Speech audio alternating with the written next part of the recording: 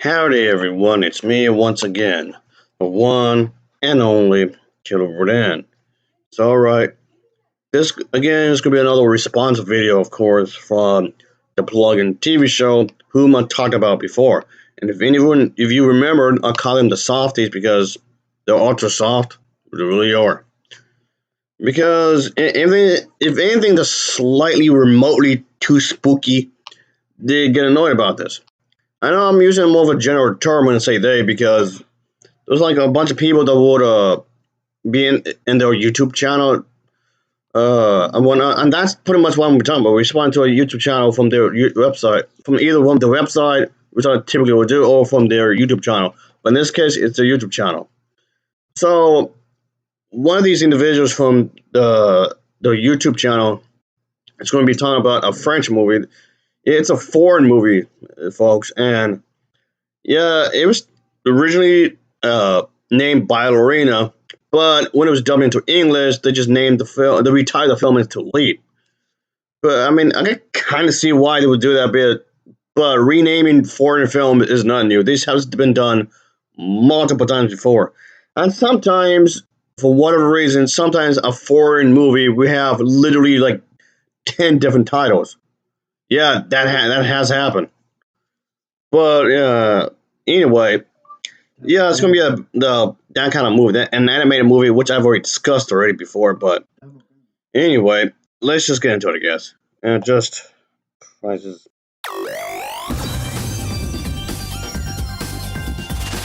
My name is Felicie Lebras, and since I can remember, I've wanted to dance.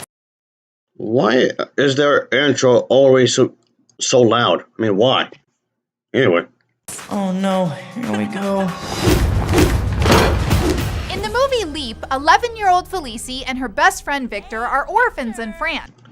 Technically runaway orphans, but whatever.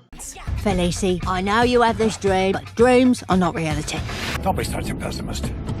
At the orphanage, they're discouraged from dreaming about the future because, well, life is hard, they're told. Hey, look at that! Look at that! No shit! But Felicie and Victor aren't buying that bleak life philosophy. Bye-bye, orphanage. So they I'm sure I speak for the both of us when I say, jump on a train and escape to Paris. You will become the greatest dancer, and I will become the greatest inventor. Okay, I'm already having issues with this review because, I mean, okay, not that I was expecting much, but okay, she technically lied. The girl character, she technically lied to get into the classes because she lied about being a ballerina, which in your Christian faith that's considered a sin because there's the 10 Commandments or whatever. And then she snuck out of the orphanage she was a part of. So she was being a little sneaky snake, and she was defying authority. Again, it's a huge no-no according to your Bible. But you don't breathe a single word about any of that. But you're the same people on this channel, actually, that would complain about the LGBT community being represented in a movie or movies.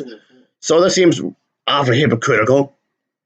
2012, he was vice president at that point, but Joe Biden said he felt the show Will and Grace did more to normalize homosexuality and change our culture's opinions about it. I mean, technically speaking, the LGBT plus community already had a culture before Joe Biden, but okay. Than any single factor in our culture for exactly the reasons that you're talking about. All of a sudden, we had these characters that we liked who were really affable and really just likable. I mean, so if they're gay, they're like all the opposite things you just mentioned. What? That's the word. It's like, well, if these characters are so likable, how can this thing be something that is problematic? Oh my God. The only people that's making it problematic to have gay representation in Grey's Anatomy or The Simpsons or whatever TV show, it's people like you. You're the person that's making the problem. Even when it comes to even video games having gay representation, it's people like you that's making an issue. for whatever reason. I mean, it's not the only game series that did that, but still, though, it's people like you. Okay, you're the one that has the problem here.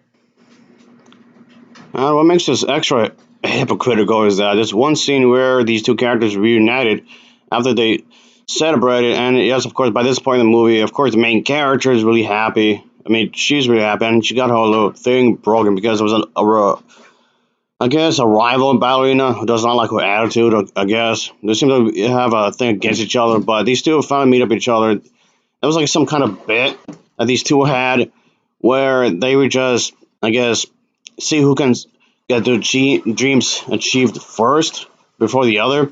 And this character, again, like the whole lying thing, he lied about the whole tower thing. He somehow got I guess, some help from somebody who's contract with that. But then there was one bit, there's like a little flashback kind of, I guess. But then there was one bit I found kind of weird is that, I mean, it's nothing really at all, but yeah, this grown woman pretty much gave him a little pecker on the cheek. And these people, by the way, I had to re-upload this video because YouTube just gave my original video of this, a copyright claim. Like, YouTube, seriously? This has been a thorn on my back, however you want to say it, a pain in the ass, ever since I've been on YouTube. There's so many videos have been deleted or just completely altered just because of this nonsense copyright system, of course. It's not like I'm uploading the entire movie here. I'm not going to upload a bootlegged version or anything, because I'm definitely going to do that, of course.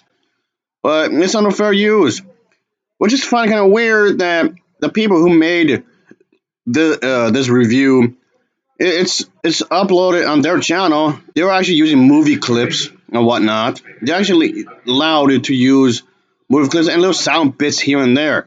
You do nothing with that. What? I mean, of course, I'm a much smaller channel, of course, compared to theirs, but okay, whatever. Just slight rant over. Let's go back to the main thing, because I do believe that this is a terrible, terrible, terrible review. Anyway, moving on. Does not say nothing about that at all. Okay, I mean, again, it's nothing major really, but I just find it kind of weird, because if this happened with the LGBT plus community, if two characters of the same age and both can be fairly young, and they show affection, these people will get mad, because case in point, in the movie Inside Out 2 for their review, they claim that there's some LGBT plus thing, and therefore they're trying to paint the picture as something's evil just because of that.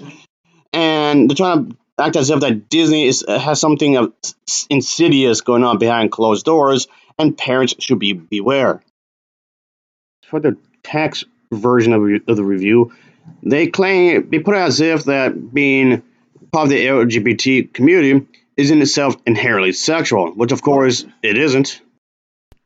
Okay, kind of went on of a tangent here, but I'm just saying that nothing here makes any sense. It's like a lack of logic behind all this.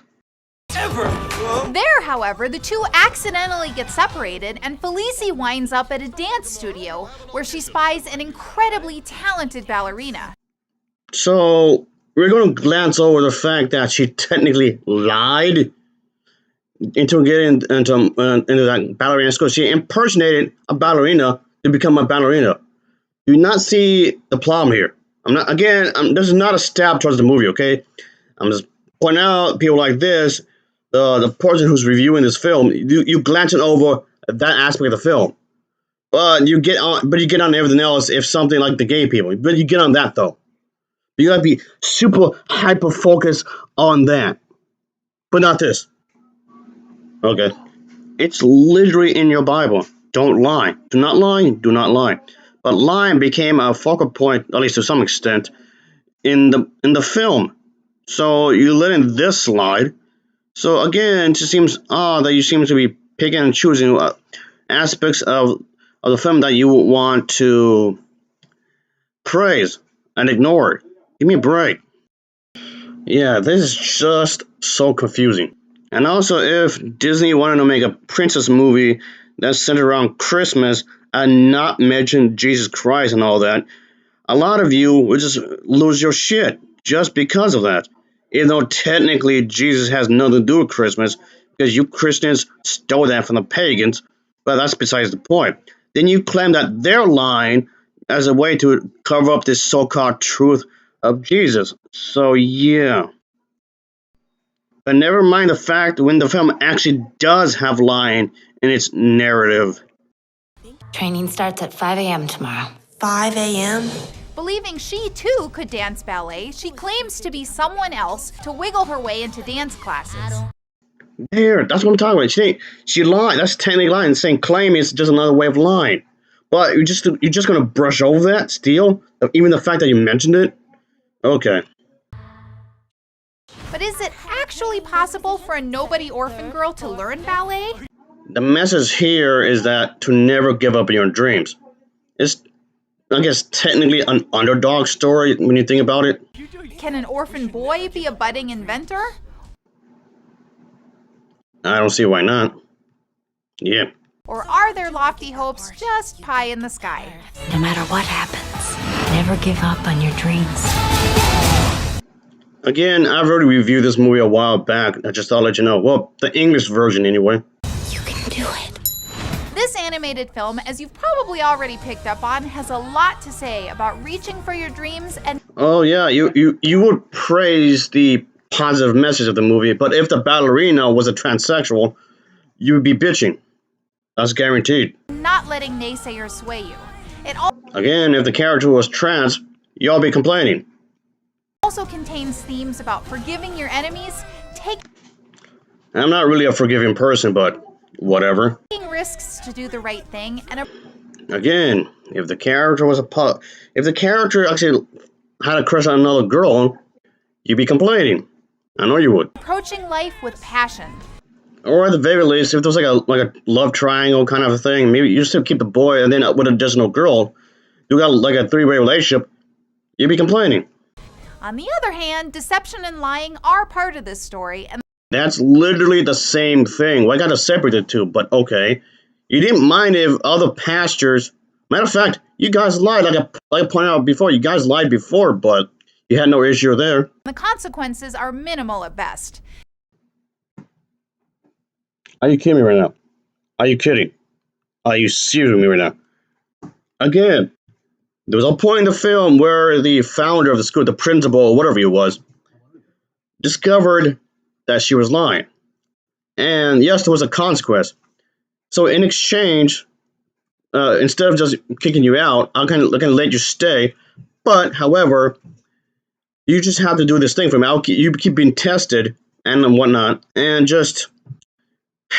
I mean, there was an actual plot point where he was actually making a deal to a little girl and whatnot. It was actually be a part of a deal that was made. All right? There was actually a thing here. Because there was because he needed to like the top best students to remain in the school because there was like a whole contest thing or whatever that was about to come and use that as a way to for like a performance piece later after the fact.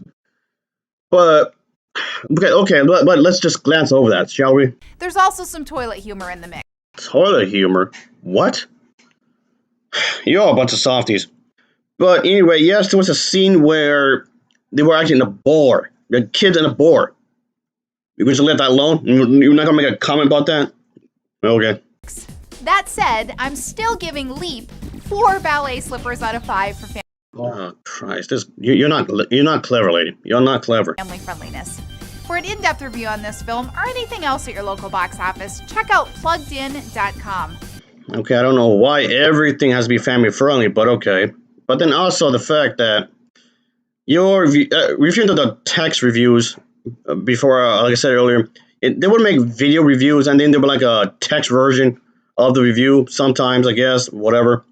I'm guessing they do that with every movie they talk about in video format or in text format, whatever, but it's not really informative, not really. Plugging you into the movies, I'm Cheryl Wilhelmy for Focus on the Family's Plugged In Movie Review. Ugh, that was just, wow, just awful. It failed to bring up a lot of elements in this movie, because for one, yes, the blonde character over here really despised the main character. I guess we need a villain in this one, I guess, sure. So a source of conflict. And yes, the film really does really go on this source of conflict. It's not the only way that it brings in conflict, but one of the major ways that it does, of course. And yeah, it really hinges on these two not liking each other, of course. And The review doesn't really bring this up. I know there's the whole thing with forgiveness, and that's about it, really. And oh yeah, there's one character kind of has a dopey face.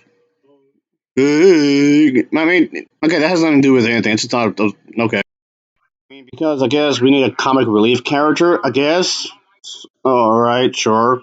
Anyway, so yeah, there's also this one woman whose leg is not very good. Her leg is pretty bad, and she's kind of like the mentor for that little girl to teach about ballerina stuff. I guess. So that's I don't know why or how this character ended up this way because she looks way too young to have knee problems, hip problems, or whatever. I mean, was she born like this? Is this because of genetics? I don't know. The film never goes into it. At least not in the version we talk about. I'm not trying any other version, but the film never talks about it, at least in this version that we have. My efforts and I watched, at least in our version that we watched, it never goes in detail to it at all. Was this an accident or something? I don't know. Again, it's not explained, at least not in this version. I don't know if it's not in any other version of the film that it appears in. I don't know. I mean, I know that's kind of besides the point. That doesn't really matter. It's because it kind of is besides the point. Because the central focus of her is getting trained to be ballerina. I get that, all right? I get it. I'm just saying. And then there's the other teacher and character mentioned before I made a reference to the whole trade deal thing. He comes up with something important. And by the way, the time period is supposed to take place prior World War One. So yeah, that's a thing in this movie. This takes place before. It's a period piece. I guess technically is what you want to call this. So okay, I mean that's time period, of course. I mean there might be some inconsistencies historically speaking, but you get the idea. And I'm referring to the fact that the Eiffel Tower or whatever you call it was being built in the process, of course, which yes does get a mentioning in the film, of course. I guess like I was saying before, the little boy lied about it. So yeah, that's the thing. Another thing, one more thing. I'll mention this real quick. And then there's this blonde kid over here. He's trying to act like all macho. I guess trying to get his way with her because I guess he wants to have a relationship with her and whatnot. I guess I'm guessing here that he's supposed to be a bit of a scumbag. I guess. All right, folks, that'll be it. That was bad. That was a really bad review right there. But okay. As always, thanks for watching and take care. Until next time, see ya. Oh yeah, later.